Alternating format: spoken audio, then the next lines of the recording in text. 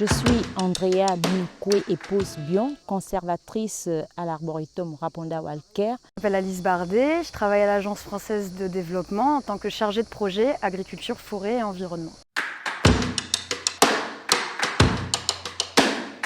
Donc le sentier de la découverte, c'est un sentier qui fait 1,5 km à travers la forêt et qui aura différentes plateformes en fait, qui sont censées vous guider et vous enseigner différents aspects des forêts équatoriales gabonaises, de sa faune et de sa flore, avec aussi tout un aspect culturel. Quand on dit Gabon, on voit d'abord la couverture végétale qui est de 80% de forêt. Et cette forêt, pour qu'elle soit maintenue, conservée pour les générations futures, il faut qu'aujourd'hui, les générations montantes commencent véritablement à s'approprier l'idée de la conservation. Que la conservation ne soit plus un concept vague.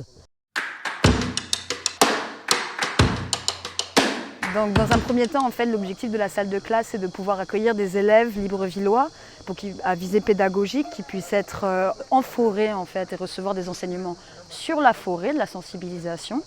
Et dans un deuxième temps, c'est de pouvoir permettre aux visiteurs, quand ils finissent ce sentier de la découverte, de monter en haut de la salle de classe et d'avoir accès au futur chemin de la canopée qui les emmènera d'arbre en arbre en fait. Cette tour qui est en finition, c'est notre salle de classe qui va contribuer à l'éducation environnementale et également à la marche sur la canopée. Le projet Arc Émeraude, en fait, c'est un projet qui a commencé en 2012, d'un montant de 12 millions d'euros à peu près. Le but, c'était de développer les aires protégées autour de Libreville, qui constituent donc l'Arc d'Émeraude. Il y avait 4 composantes à ce projet, des composantes d'infrastructure, de développement et une composante d'éducation environnementale à l'Arboretum Raponda Walker, justement, qui comprend le sentier de la découverte et cette salle de classe.